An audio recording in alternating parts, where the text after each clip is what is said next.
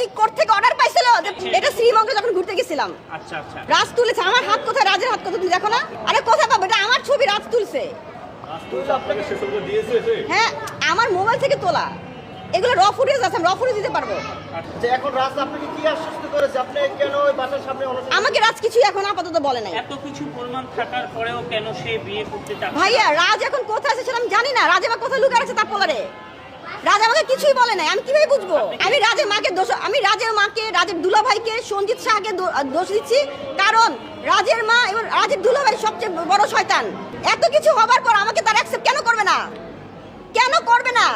Police এসে কেন তার মারে ভাগা দিল? কোর্ট থেকে কোনো অর্ডার পায় না, পুলিশ কেন ভাগলো? আমার একটাই কথা, থানা থেকে পুলিশ কেন আসলো এবং তার মা কেন ভাগলো? এখন আমি রাজকে বলছি, রাজ 10-12 দিনে আমরা কখনো ফিজিক্যাল যেতে পারি না, আমাদেরকে সময় দাও। ও আমার কথা শুনে নাই। এবং আমি কেন কাজ করছি জানো? রাজকে যেন আমি না হারাই। রাজের কথা যদি আমি না শুনি, রাজ যদি চলে যায়, এই ভয়ে আমি রাজের সাথে ফিজিক্যাল রিলেশন করছি। ভাইয়া, আমাদের রিলেশন মাত্র 2 মাস। 2 মাসের মাথায় যে এত কিছু আমি জানি না। আমি তো 2 মাসের মাথায় তোর বলছি বিয়ে করো।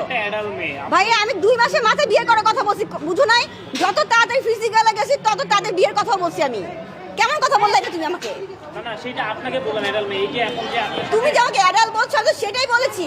যত তাড়াতাড়ি আমি প্রেম করছি তোমার, তত তাড়াতাড়ি বিয়ের কথা বলছিলাম রাজকে।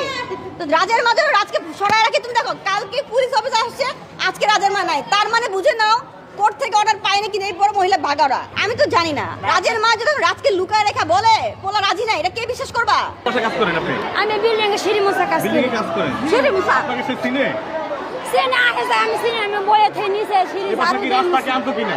রাজ কি তাকে বাসায় আনতো কিনা? না, আমি দেখি নাই। সত্য কথা বলবেন, যেটা সত্যি করে বলবেন। হ্যাঁ। আনতো? না, আমি চিনি না। আমি সবসময় আসি, গেছি, আমার দেখছে। আমার চিনি না, আমি নিচে বয়ে থাকি, নিচে ঝাড়ু দেয়, দুটো সিঁড়ি ঝাড়ু দেয়, সিঁড়ি মুছি, ছাদ পরিষ্কার করি। আমার চিনি না উনি। আচ্ছা, নূপুরকে বলে এই বাসায় এনেছে, আপনি কি দেখেছিলেন? না, আমি দেখি না। রাজের ব্যাপারে এই, এই, চুপ করেন। তুমি না সিনা, সত্যি কথা বলো। তুমি একটা সাউন্ড করবেন না আমি। আমি গাছের বিলে বেড়ে ঢুকছি। সত্যি কথা বলো। এখন বাপে টাকা দেবে আমারে। বলো। আমার ছোট ছোট ছেলে মেয়ে তুই আমি কাজে আইছি। তাহলে বলো, রাজের সম্পর্কে কথা বলো। রাজের সাথে সম্পর্ক আছে বলো। আমি জানি না। সব খারাপ, ফলাফল রাজের সাথে সম্পর্ক আছে বলো।